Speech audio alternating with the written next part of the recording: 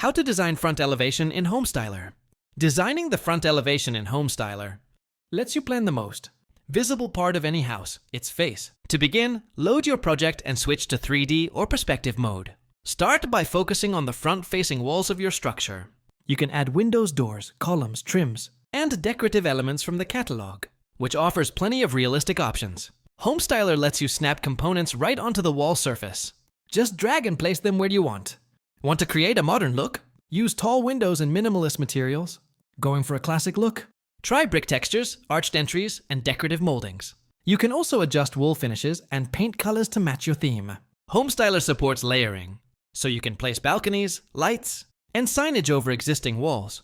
For more control, use the façade design tool that allows finer adjustment of material, placement, and even lighting. And when you're ready to visualize the final design, use the render option for a clean, polished view. Need help bringing your ideas to life? Click the link in the description to join Homestyler for free.